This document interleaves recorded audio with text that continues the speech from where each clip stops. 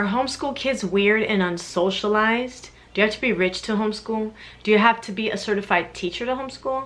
There are a lot of myths circling around about homeschooling, and today I want to answer a lot of those questions and debunk them all.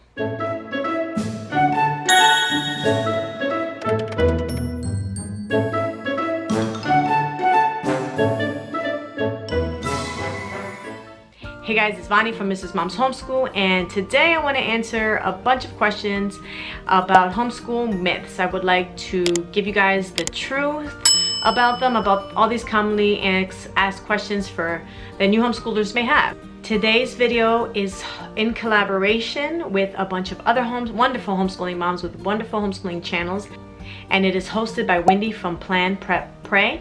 So please make sure you check out her channel along with the playlist in the description below. There are a bunch of great resources and homeschooling channels for you guys to check out. So let's go ahead and get into these lies and myths about homeschoolers. Okay, the first one I really want to talk about is, are homeschoolers unsocialized? And the second one will be, are they weird? So I actually want to tackle that into two separate myths. Okay, so the first one, are homeschooled kids unsocialized? So saying that homeschool kids are unsocialized is basically stereotyping a group of people into one box, saying that all kids who are homeschooled, or the majority of them, are unsocialized just because they do their 3 or 4 hours of education in the home setting. So yes, they are in the home doing their 3 or 4 hours of schoolwork a day because they're not in a school setting. They don't need to be there for 8 hours. They don't need the recess and the hour lunch break and the distraction from all the other kids and the transitioning from class to class. That adds in a lot of time. So homeschool kids do school in a short amount of time. So yes, they have a few hours that they are home doing their schooling. Most of the time they have siblings. Now, that alone, just getting along with their siblings and interacting with each other, you know, in most homes, if you have kids who have, you know, their siblings with one another, they are not home all day together. They're all in school in their separate classes, so they're not really interacting with each other. But when you have your kids home with you all day, they are interacting with kids on a daily basis. Okay, so this is just one little thing to talk about, that they are already being socialized with their siblings and with the adults in the house. Now, because we are homeschooled and our kids are not seeing children all of the time, it is the parents' job to set up those play dates. So I think that homeschool parents go above and beyond setting play dates for their kids, because it's something that we have to do in order for our kids to be able to see other kids their age and play with their kids. But homeschoolers, a lot of us do homeschool co-ops. We're part of homeschool groups. We do tons of field trips. We have tons of play dates. A lot of us are always hanging out and hardly ever even in the home except for the instructional time. Homeschool kids also do sports, and they have after, you know, homeschool activities. They do gymnastics and all types of different classes. They go to church. They have youth groups. They're part of all kinds of different clubs. So homeschool kids are definitely not unsocialized. I think they are actually very socialized. So I've been around a lot of kids, and the difference that I see with the kids is actually kids who are homeschooled are better prepared to speak to adults and to deal with kids of a variety of ages. It's actually the public school kids, and this is not up for debate. I'm not trying to argue with anybody. I'm just comparing that from what I have seen in my experience, is that the kids who are in school, who are around children only their own age all day, have a harder time speaking to adults or dealing with kids of different age ranges. So like I said, I'm not downing public school kids. My daughter was a public school kid last year, and everybody's wonderful. I'm just trying to say that homeschool kids are not unsocialized. Unless you are a homeschooling parent who doesn't socialize your kid. There are parents who don't like to be out, and they don't like to go to co-ops, and they don't like to be out in the world because they're introverted. Then in that case, yes, they're unsocialized. The second myth, that homeschooled kids are weird. Now, I've also met a ton of kids, both homeschooled and non-homeschooled, and I find that sometimes kids are just weird, whether they're homeschooled or not. I don't think it really matters. I think that when you get a child who is homeschooled, they are allowed, sometimes because they're allowed to be who they are and they're not influenced by the outside world to be cool or dress a certain way or act or speak a certain way or do certain things. They don't have that outside influence. They may not fit in to whatever the norm is. They may be considered weird by people who are more mainstream and who don't maybe dress or speak that way. So that is all opinion based. It's all on how you see people and how you see children. If you think that someone who doesn't fit in to mainstream culture is weird, then you may think that homeschooled kids are weird.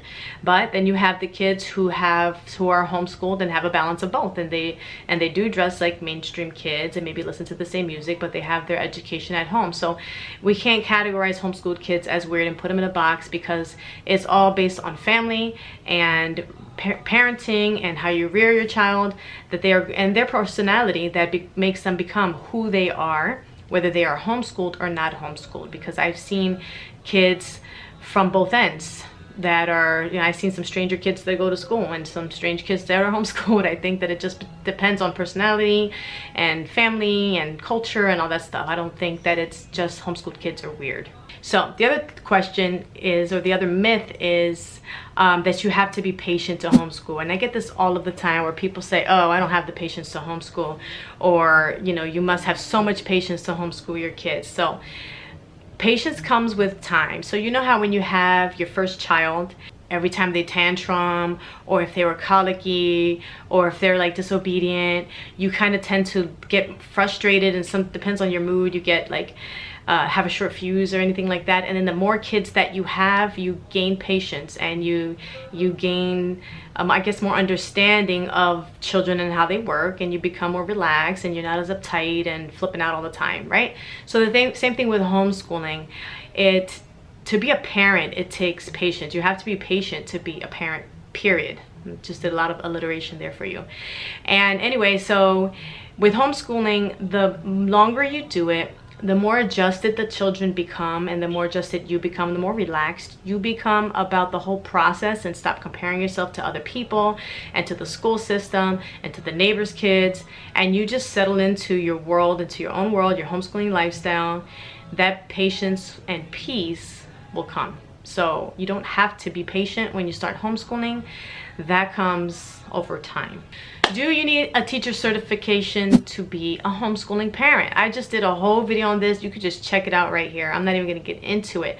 Basically, there were studies shown that is not true, that kids who have parents who are certified teachers and kids that don't basically do the exact same as far as how well they do in homeschooling. They all do better than kids who go to school, and they do the same. Like, it doesn't matter. Basically, it doesn't matter whether the teacher was certified, the parent was a certified teacher or not. Okay, so another major myth is that public schools do a lot better than homeschool, and homeschooling is not quality education. I hate that term. I hate that because I saw on the news the other day, one of the news anchors was downing homeschooling and saying that the kids are not getting quality education because of the COVID-19.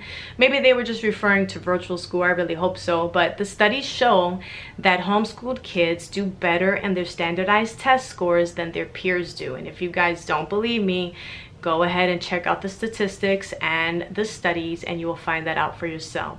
Remember that your homeschooled child is getting one-on-one instruction. If they have questions, they are getting answered. You don't have to know everything to homeschool, which is another myth. Do I have to know everything to homeschool? No, you have the internet, you have books, you have curriculum, you have resources, you have co-ops, you have all kinds of resources that you guys can learn and get the answers together. So you can advance your child as fast and as far as they need to, or you can slow down and really help them to understand things when it comes to their curriculum. So if you have a child and you're doing math and they just don't get the multiplication, you can stop your lessons and just work that whole month on getting them to learn their multiplication facts. Or if they're getting things quickly, you can advance and go through 2 years of math in one homeschool year. You can homeschool year round and just, I mean, it's just a total lie that homeschooling is not a quality education. It's an amazingly excellent, wonderful quality of education that you're blessing your children with.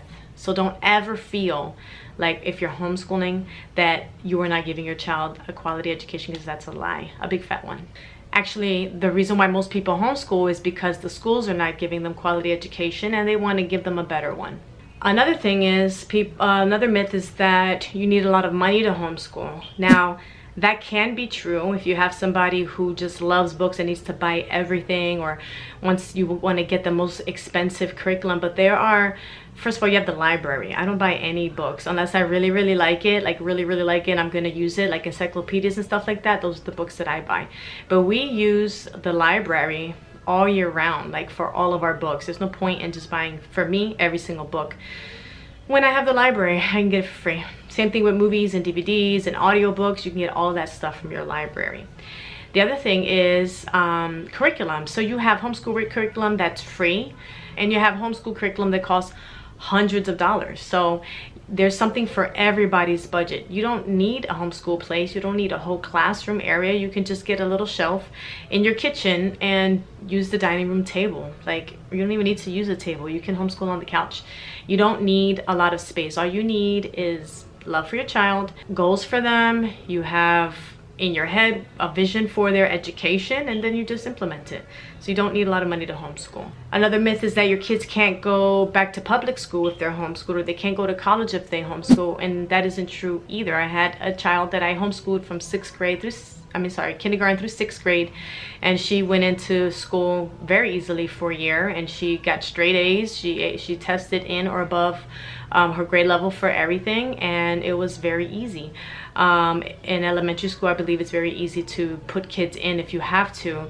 As long as you're doing your work and you're teaching them at home, your kids are going to be on grade level or above their peers in the public school, so it'd be easy for them to just get right in. So if you're thinking that you might want to put your child into school at some point, then I would suggest that at your annual evaluation, instead of doing a portfolio evaluation, like if you're in a state like Florida where you don't need a standardized test, we can do portfolio or have like a test done for our own records. We don't need to send the grades in. So if you think that you might need to put your child in school at a certain point, then I would suggest that you at the end of the year do a test, some sort of testing for your child, so that you have on record what grade level they are on, in case you need to show that to the schools. That's what made it easier for us. But yes, your kids can go to college, they can get their high school transcripts, they can get a high school diploma. You just have to look into all of that, what they would need to get a high school diploma after they graduate, because there's certain ways to go about doing that. I'm not there yet. My oldest kid is in 8th grade, and she may be going to public high school next year, so I'm not there yet. I don't know much about that. I'm sure there are other people who can answer those specific questions for you. I just want to let you know, of course, they can go to college too. They can go to Yale, Harvard, or community college. They can go anywhere they want, and they can definitely transfer right back into school, or into school for the first time if they need to, without any headache or hassle. Well guys, I think I've answered most of the myths that are out there circulating about homeschooling families. I hope so. I hope I helped you guys, if you're new to homeschooling, to feel a little bit better about your decision to homeschool. If there's anything else, any other questions or concerns that you guys have, feel free to leave me a comment below. And if you are a homeschooler and this isn't your first time around, what are some of the things that you guys hear about homeschooling that is not true? Leave it in the comments below. Thank you guys so much for watching. Please make sure to subscribe and hit the notification bell so you're notified when I make a new video. My schedule right now is 3 days a week, Monday, Wednesday, and Friday. Make sure you check out the playlist as well, and I will see you in the next video.